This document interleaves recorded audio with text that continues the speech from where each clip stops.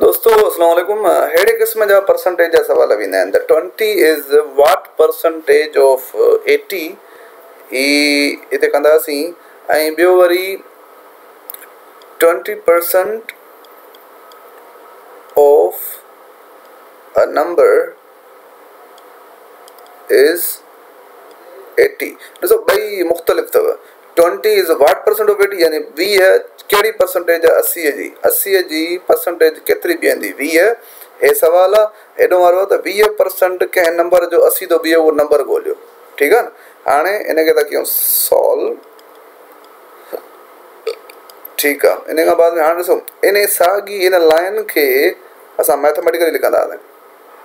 पहिरियों छा थो अचे 20 नंबर त नंबर ई हूंदो आहे इज़ यानी इक्वल वाट परसेंट खे असां एक्स परसेंट कंदासीं। ख़बर ई न आहे अलाए छा आहे of 80। 20 is what percent of 80। हाणे वाट परसेंट हुजे कोई नंबर हिते बि असां नंबर लिखियल आहे न हिते बि असां एक्स ॾींदासीं पर इहो बाद में था कयूं। हिते जेको लिखियल आहे उहो असां मैथमेटिकल लिखी वियासीं।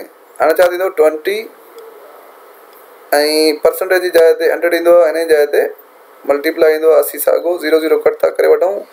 हिनखे तो मां खणी वञा हाणे जेको हेठि बचे थो उहो हिन पासे जेको वंड हुजे ऐं ॿिए पासे वञे उहो मल्टीप्लाई थी वेंदो आहे ऐं जेको उन खां अलावा हेॾे हिन बचो उहो असां लिखी था वठूं। ठीकु आहे दोस्तो।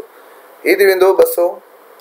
हीअ हिते थो करे मल्टीप्लाई हेॾे ईंदो छा कंदो डिवाइड एक्स। ठीकु आहे। यानी एक्स जो जेको वैल्यू थो अचे उहो छा थो अचे 200/80।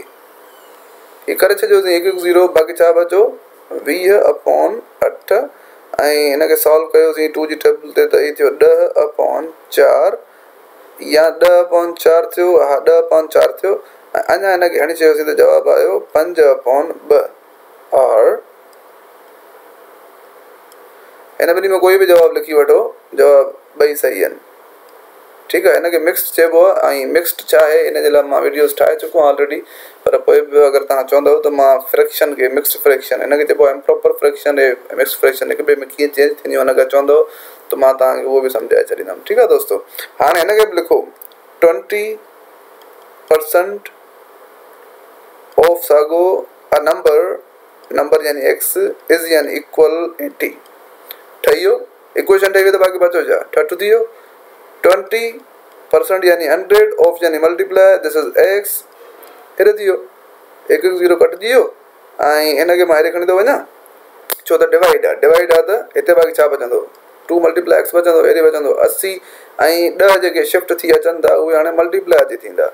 ठीकु आहे। त हिते एक्स ए बि हितां खणूं था हेॾे वञी डिवाइड कराईंदासीं। हे छा थींदो 800 ऐं जेको हितां 2 खणी था अचूं उहो अची डिवाइड थींदो जवाबु अची वेंदो 400। यानी जवाबु हिन जो आहे 400।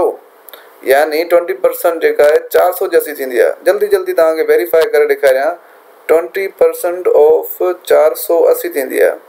2 0 कटिजी वियो 4 वियो 80। ॾिसो जवाबु अची वियो न।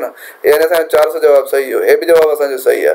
अहिड़े क़िस्म जा दोस्त सवाल अगरि अची वञनि त तव्हां हिन तरीक़े सां कंदो ऐं सिर्फ़ु हिन लाइन खे मैथमेटिकली लिखो ऐं हिनखे लिखण जे लाइ इज़ जो जेको मैथमेटिकली सिंबल हूंदी इज़ जी उहा हूंदी इज़ इक्वल जी साइन हूंदी ऐं वाट परसेंट जी हूंदी x%।